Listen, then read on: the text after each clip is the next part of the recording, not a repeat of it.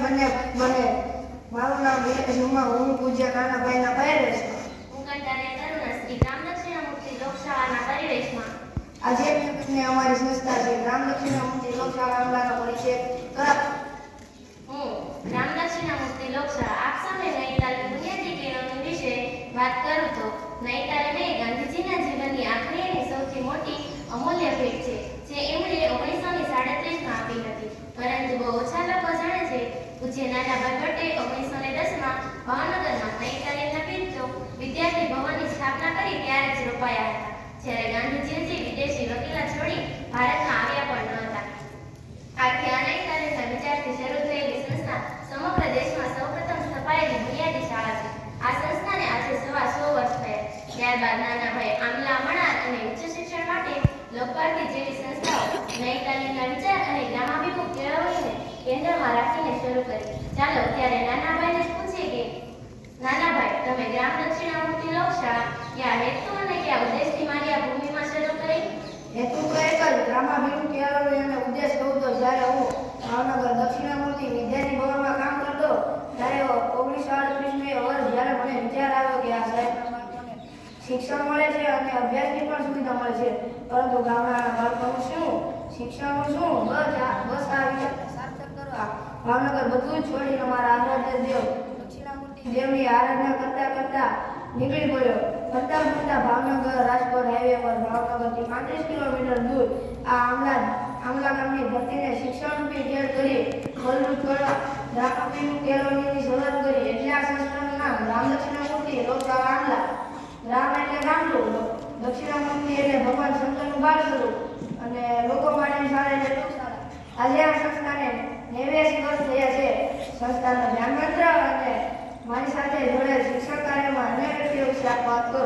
હા નાનાભાઈ, આ સંસ્થાનો ધ્યાનમંત્ર વટ તરતર મૂલ્ય વૃદ્ધાહ શિષ્ય ગુરુ રીવા ગુરોસ્તુ મોનમ વ્યાખ્યાનમ શિષ્યાસ્તુ શિનમ સંશય. એટલે કે વડલાના વૃક્ષની છે શિષ્યોને યુવાન ગુરુઓને મૌન વ્યાખ્યાન આપીને શિષ્યોના સંશયો દૂર થાય છે. આ ધ્યાનમંત્રને કેન્દ્રમાં રાખીને ગ્રામીણ કેળવણીની ખેડમાં આ નાનાભાઈને સહાય જાણીતા બનેલા પૂજ્ય મનુદાદા તેમની સાથે છે અને આગળ જતા પૂજ્ય મૂળશંકર દાદા અને મુજદાદા તો ખરા જ. આચાર કેળવણીનિષ્ઠ વ્યક્તિઓના આધારસ્તંભ ઉપર શિક્ષણની આખી ઇમારત ખડી છે અને આગળ જતા આ જ ઇમારતને સતત ટેકો આપવા આદરણીય અનિલભાઈ ભટ્ટ અને લાલજીભાઈ નાકરાણીએ આ સંસ્થાને ઉત્તમ નેતૃત્વ પૂરું પાડ્યું.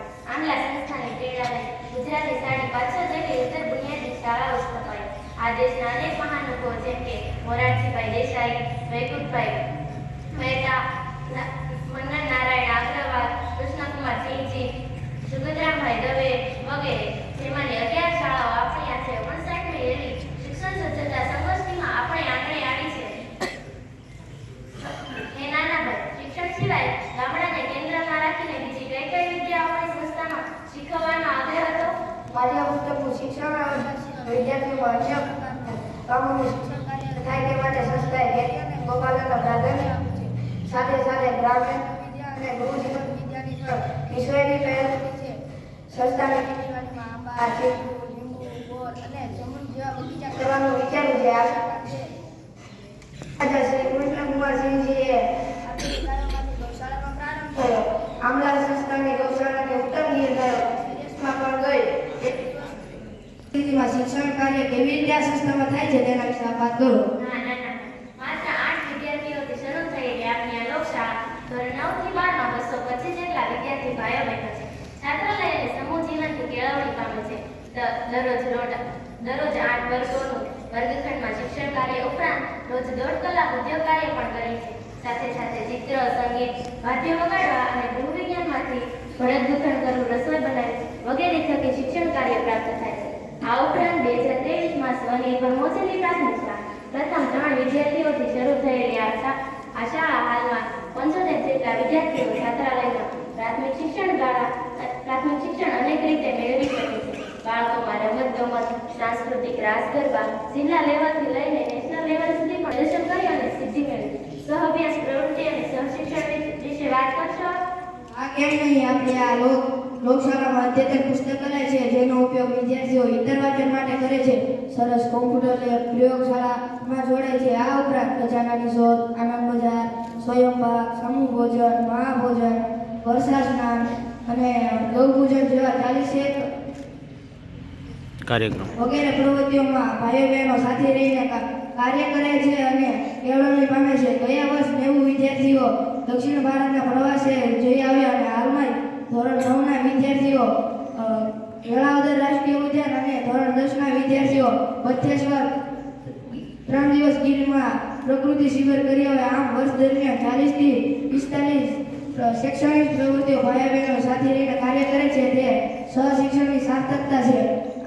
અને સાથે સાથે સંસ્થાનું છેલ્લા 10 વર્ષનું સરેરાશ ધોરણ 10નું બોર્ડ 98% રહ્યું છે અને ધોરણ 12નું પરિણામ 100% રહ્યું છે. અને ગયા વર્ષે જ આ સંસ્થાને જિલ્લા શ્રેષ્ઠી શાળા ખ્યાતિ પામેલ છે.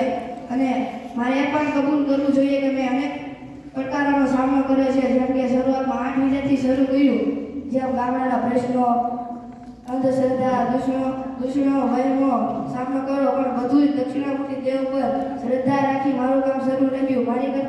મારી સાથે કાર્ય કરતા મનુભાઈ, ભુજભાઈ, મૂળશંકરભાઈ, અનિલભાઈ, લાલજીભાઈ, ભીખાભાઈ, રઘુભાઈ પછીના પેઢીના બધા જ કાર્યકરો વિદ્યાર્થીઓ સાથેની અનુબંધી કેળવણી આજે પણ હરીફમ છે, તેનો આનંદ છે. તેમજ અત્યારની નવી શિક્ષણ નીતિ હેતુ એક સમયથી સિદ્ધ થયેલો જણાય છે. તેથી આ કેળવણી પ્રણાલી સાર્થક થયેલી જણાય છે. સમૂહ જીવન કેવી રીતે સાર્થક થાય છે તેના વિશે વાત કરું. હા, કેમ નહીં? બધા જ વિદ્યાર્થીઓ છાત્રાલયમાં રહે છે એટલે સમૂહ જીવનથી કેળવણી પામે છે. તમામ કાર્યક્રમો ભાઈઓ બહેનો સાથે મળીને કરે છે. સમૂહ જીવનથી કેળવણી પામે છે. અમારા તમામ કાર્યક્રમ સંસ્થામાં રહીને પારિવારિક વાતાવરણ પૂરું પાડે છે અને અમારા ઘડતર માટે ખૂબ મહેનત અને કાળજી રાખે છે. એનો અમને આનંદ છે. બસ વર્તમાન શિક્ષણ જગતમાં નવી તાલીમ અને બુનિયાદી સંસ્થાઓને અનેક પ્રશ્નો અને પડકારોનો સામનો કર્યો હોવા છતાં આજે પણ આ સંસ્થા અડીખમ રહી છે અને બાળકોમાં સંસ્કારોનું સિંચન કાર્ય અવિરત રહે છે. અમે બંને ભાઈ બહેન